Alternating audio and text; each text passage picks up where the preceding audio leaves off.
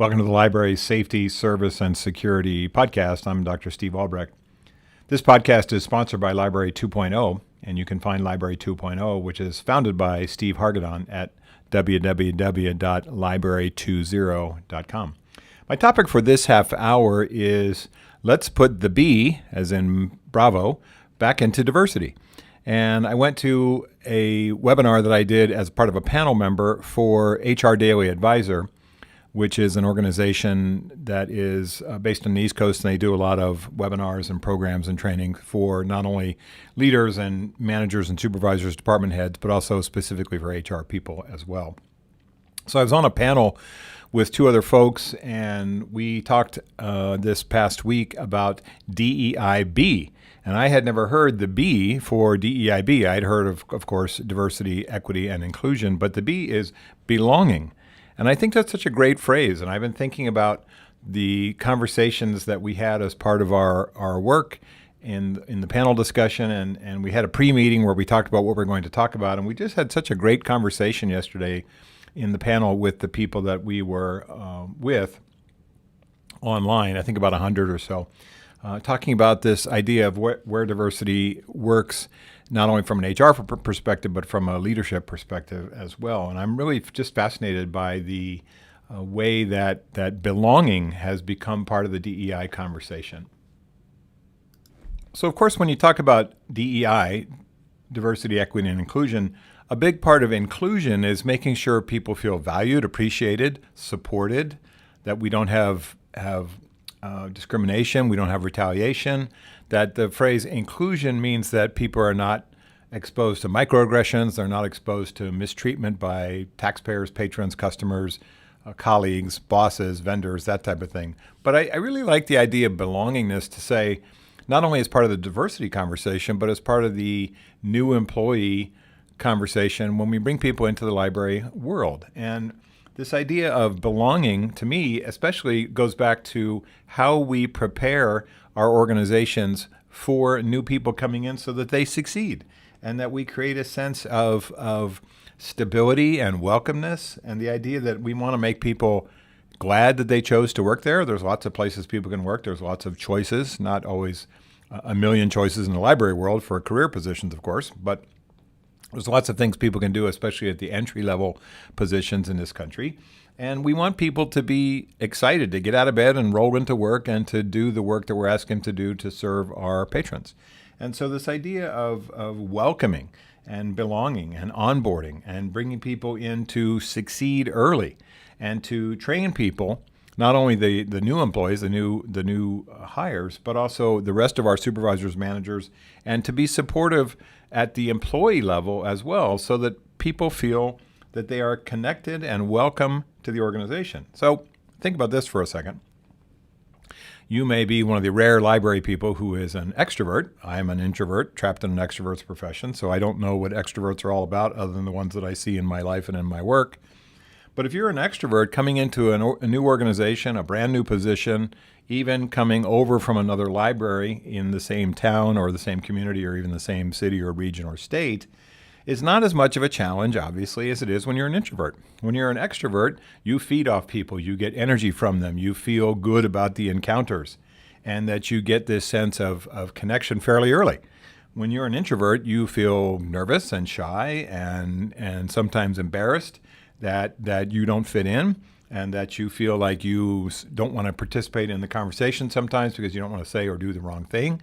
And so that really goes back to the DEI piece as well. So if you're a person of color, female, sexual orientation, something like that is different than everybody else, it's easy to feel that you stand out and not in a good way. It's easy to feel that you are being looked at by everybody around you as not being the same as the rest of the homogenized group. And so that's where DEI has such a powerful stake in this sense of belonging, that everybody can belong in our organization. There's room for you. There's room for your specialty of work, your professional skills and education and certifications experiences. But there's also room for your personality.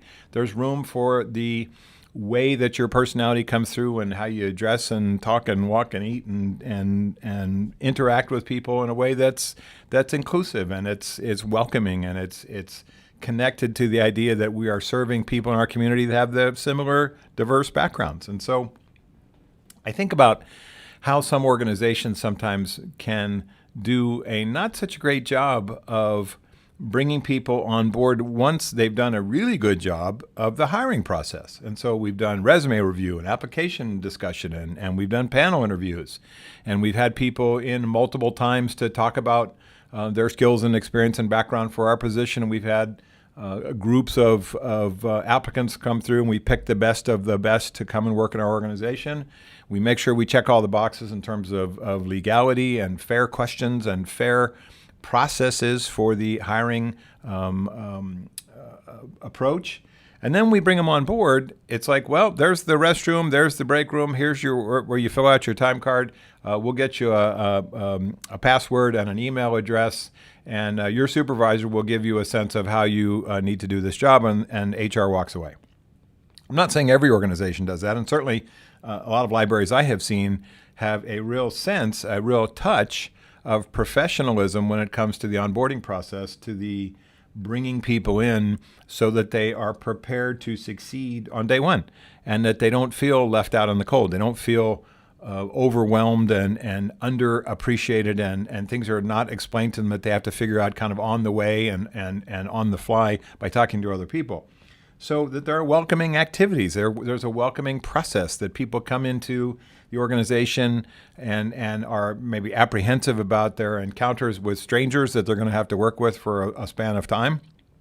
They're apprehensive and anxious about the facility itself, the work culture, the policies, procedures, of which there are always thousands and many.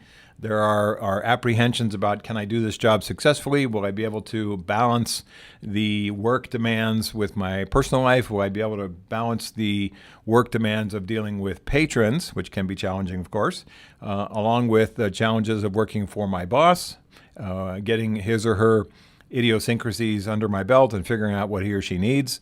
There are challenges about working with coworkers, people that have been in the library world for perhaps a long time and are not as patient as other employees or other supervisors might be about how we bring people on board in a highly technical, sometimes a highly complex job and collection of job duties. So when I look at DEI and then the B, belonging, I think it's such a broad brush, and I'm just so fascinated by the possibilities here of not only do we look at the diversity, equity, and inclusion piece of this, but the sense of bringing people into the organization so that they're confident and that they have future success, and really so that they stay. This concern that we have in the world that people leave a job fairly early into it, where they go, this is not for me. They leave a job after 3 months or 6 months or right before their probation period comes up. Maybe it's 6 months or 1 year probation. Maybe once they pass probation, their work habits and work approach changes from being much more enthusiastic before probation because they're worried about being let go. And then after they pass probation, they sort of dial it down or check out. And that may be because of the work culture, maybe how they're treated by the supervisors, treated by other employees. The job is not what they expected. So how do we, especially as leaders in the library and also as fellow employees, coworkers, how do we create a sense of culture, a sense of welcoming, a sense of integration of our policies and procedures and expectations with the personal part of work, which is that we have fun and that we enjoy each other and that we look at what we're doing on behalf of the community as a challenge, but a fun one, and that we look at what we're doing on behalf of the community as helping each other deal with those challenging patrons, helping each other deal with challenging situations involving our elected officials or appointed officials or boards or whoever it happens to be. So I like the sense that, especially when we hire more than one person together to come in in a let's say we're doing a hiring where we bring in 3-4 people into the library for various positions, that they come in together, that they are part of an early team concentration where we put them together for orientation and onboarding, and where they work with each other and express things with each other in confidence, that they can feel confident that they say, this person is my we used to call it in college, my study buddy, the person that is here to be successful. I can help them be successful, and they can help me be successful. It's not just me against the world. It's not just me against the toughness of the position, the challenges of the patron interactions, the challenges of working with new bosses, the shift work, the things you have to do on the weekends, and things like that, which make library work more difficult. But this idea that we bring people in and say, okay, you're our newest, best and brightest employees. You come in. We want you to go through an orientation process together. We want you to work the same shifts together. We want you to be in the same vicinity as each other, so you feel connected and that you feel like there is someone that you can talk to and rely on. That's not necessarily somebody who's been here 20 years, but someone who's been here 2 days like you. When I look at successful organizations, it's not about always the big things. Those are certainly important, but it's about a lot of the little things, the collection of the small things we do as a part of the work culture to be supportive, how we use ritual and rewards and celebration and ceremony, how we catch people doing things right, how we catch people in a public way, our employees doing things right, and we reward them in front of other people, other employees, to know that we value expertise here. We value skills here. We value creative thinking here that's on behalf of our organization, on behalf of the patron. It's those things I just think are so important when I look at how we define this concept of belonging. So DEI is certainly important, and I have trained and taught on DEI for many decades. I have a number of colleagues around this country who I get good advice and information from. If you're looking at some of the Library 2.0 programs we've done a great DEI program with Maurice Coleman. Maurice is a good friend of mine and a library professional in Maryland, my old home state. And I have some other colleagues that we're going to bring on board in the coming months to do some diversity-related webinars for Library 2.0. And I really value what they can do that I cannot do, and the piece of the DEI conversation which they bring, which I do not have, and that's very important to me, to have a sense of choice and different options, opinions, ideas, best practices to show you as how we look at this subject. So think about what you do in your organization to bring people into your library world, part-time employees, full-time employees, long-time employees in the library profession but have come from another place, people that are fresh out of school or fresh out of high school or fresh out of graduate studies program in library service. And as information professionals, do we make certain assumptions about what people know or don't know about how to work in a public contact, high human contact, transactional type of a job? They may have lots of confidence in their research and reference skills, but perhaps not so much in the customer service and patron service skills, especially for those patrons, which I've been talking about for 20 years, that can be challenging. What do we do as an organization to make it so much more likely that this person will like the job, succeed in the job, help us recruit and bring other people into the profession, help us grow the profession, help us grow our library, help us expand the level of services and the types of services and programs and material and content and collections that we bring into communities, because not only are they a fresh set of eyes and ears about content and what can be brought into the library programs and material, but also that they reflect the diversity of our communities as well. And so when I look at some of the things that we talked about in this daily HR advisor webinar, one of the things that came up, which is a phrase you may have heard, especially if you were a new leader in library work or you're a new supervisor, you may have heard the phrase servant leadership. And that's a kind of a buzzword, kind of a phrase that comes into how we serve the people that work for us as leaders. And we were talking about a couple of the connotations that servant leadership has, which is sometimes it's sort of aimed, or it seems to be aimed, at least from our perspective, and the way I was talking about with my colleagues, and I agree, is it's aimed at the highest levels in the organization, but not to everybody else. Can you be a servant leader as a frontline employee? Yes, you can serve other people that work not necessarily for you if you're not a supervisor, but that work with you. Can you serve the needs of your organization? Yes. And so the phrase servant leadership has a lot of directions that you can go, and I think it can be misconstrued by people that don't necessarily understand what it is. I don't always understand what it is. When I came from California, I worked for a psychology practice as the president of a psychology practice, and the head of the practice was a longtime church official, and he became a bishop in the church, a bishop or a minister or a deacon, I can't remember. But he went on to become a practitioner of servant leadership from a spiritual perspective, from a religious perspective. He would go to organizations, and part of the intervention from a consulting perspective was not only the work, but the spiritual side as well, which, that's certainly a niche that some people fill when they look at the concept of servant leadership.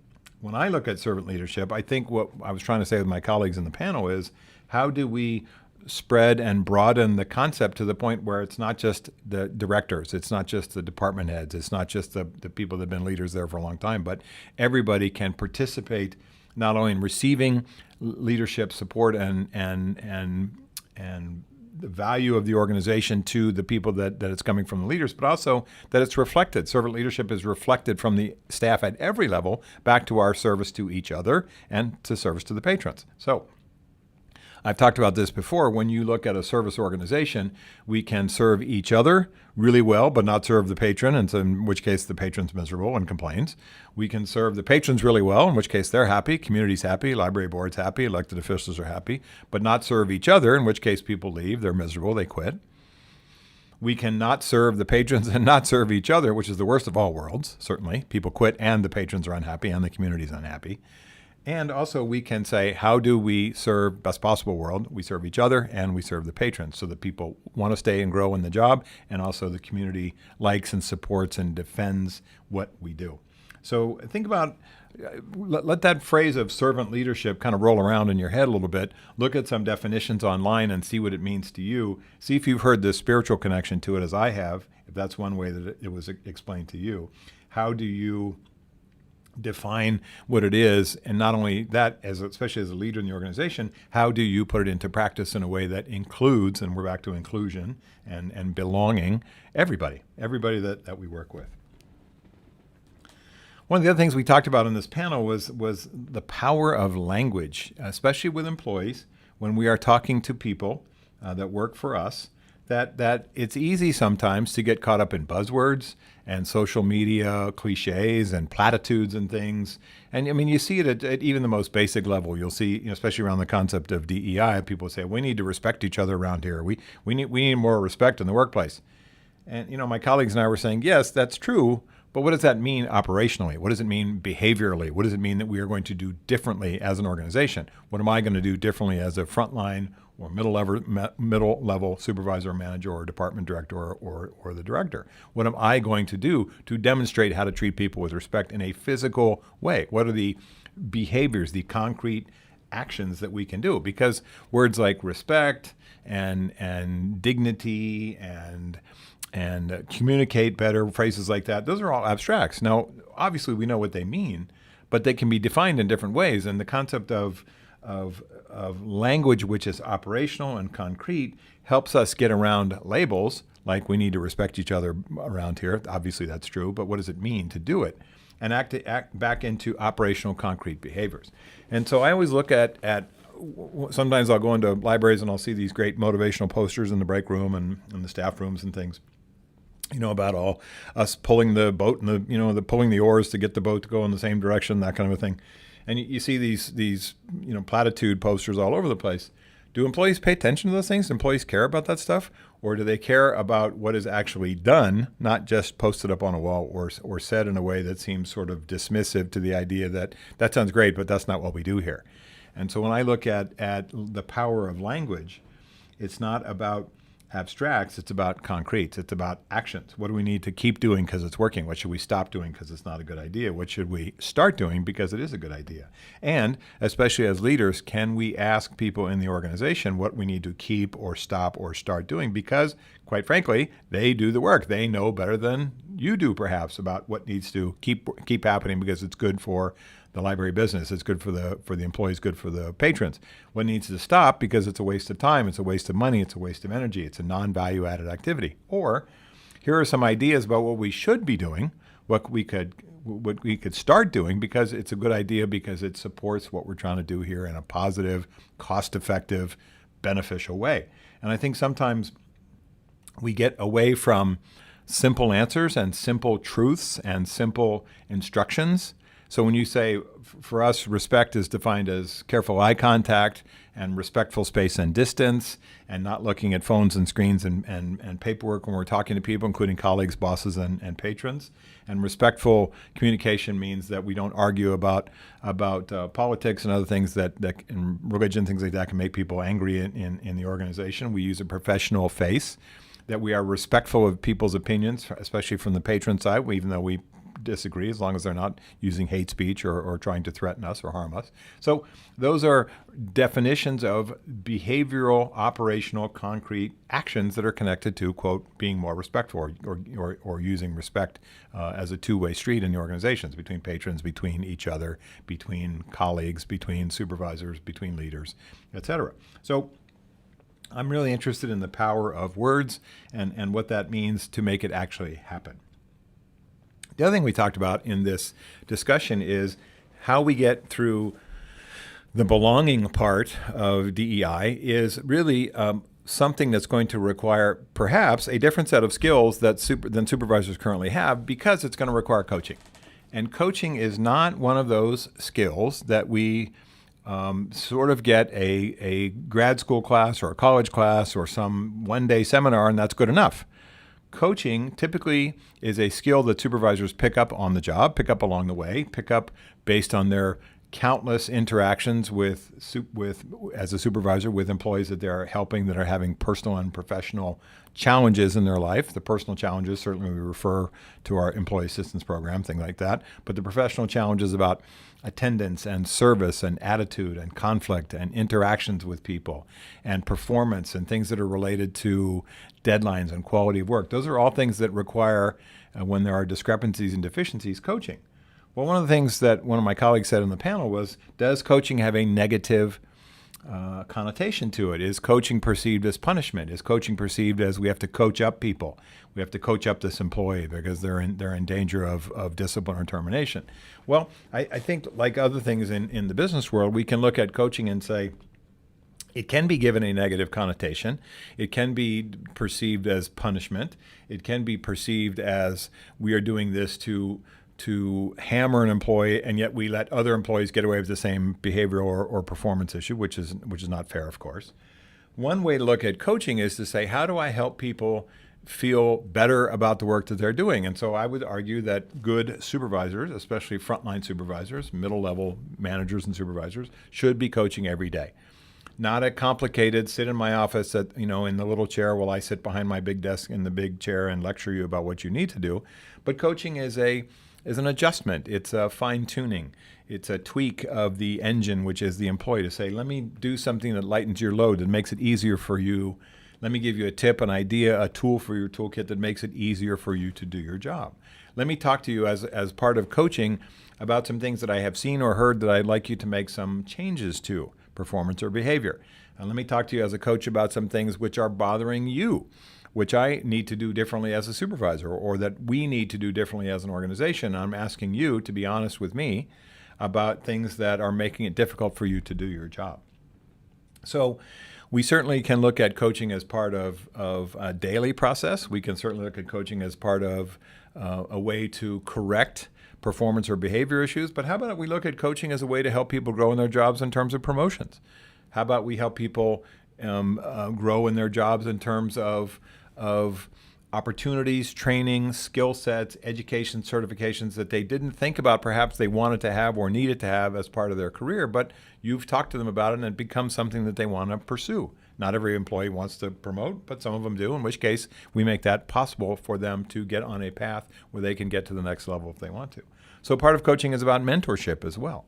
When you think about DEI, can we use mentorship in people that are not represented as much in terms of race or gender or sexual orientation, whatever it happens to be in the organization? Can we look to mentorship to say this person here may feel disenfranchised, disconnected, not connected to the organization, but we can have this person mentored by somebody who shares the same demographic characteristics as them, sexual orientation, age, race, gender, whatever it happens to be, where they can say, look, I was in your situation as well.